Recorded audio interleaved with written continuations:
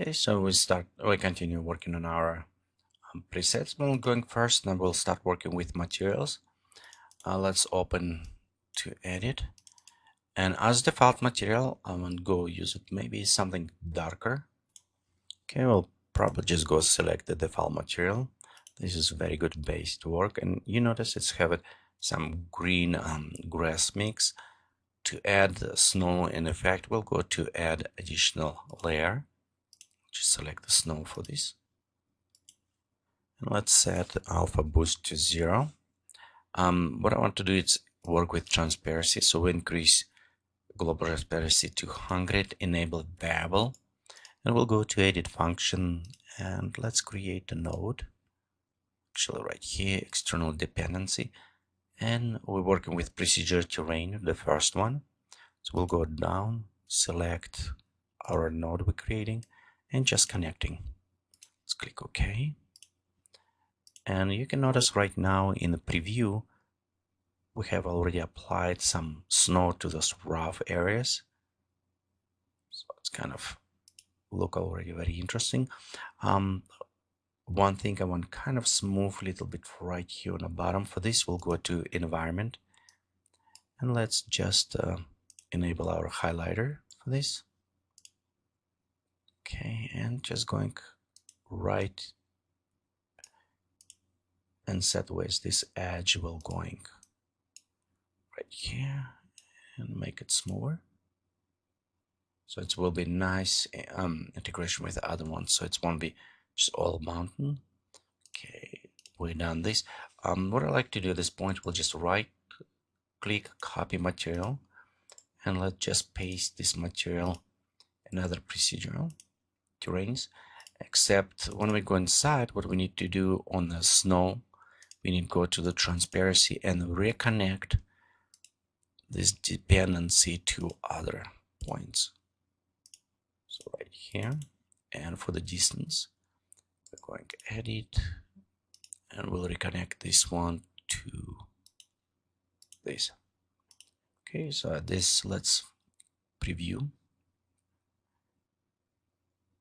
And you can see we have it nice look like snow mountains. You can actually add sand if you work maybe with some sci-fi scenery, you try to create it. You can change the colors, maybe create yellowish, purple, whatever you think it will suitable for this. But we have an interesting effect. Next, let's go ahead and add some water. So we have some paddles of the water going between this area, which add interesting dimensions. So we'll go add water layer. Okay, and you kind of can see right here we have it where it start going through. Next, when you just increase to the level you probably will look good.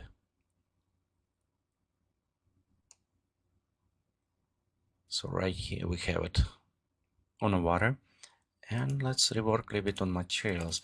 Because it's small water, it probably doesn't have this effect, too many ripples.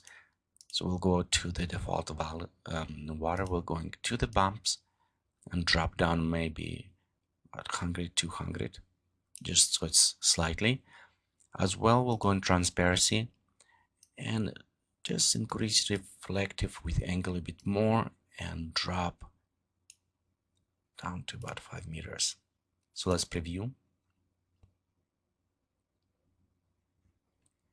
And you can see we have a nicer water going. The waves may be a little bit bigger, so we need to decrease scale of the water in a second. But it does bring interesting effect and dimension to our scenery on this. Okay, we can rework maybe, you know what, instead this snow, let me just try so we can see what if we replace snow with with something maybe different color.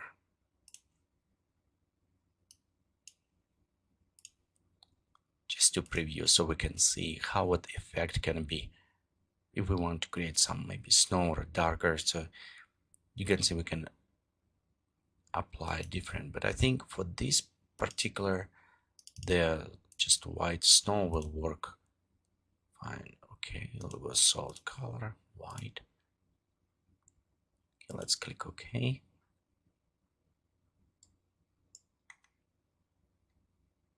Let me also take sunlight and maybe position a little bit on the side more,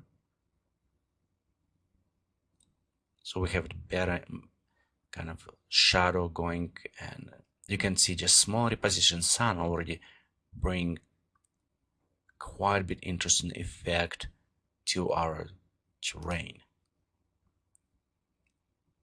Okay, I think we're done with setting materials. We won't be doing so complex, and I don't want to add ecosystem to this scenery.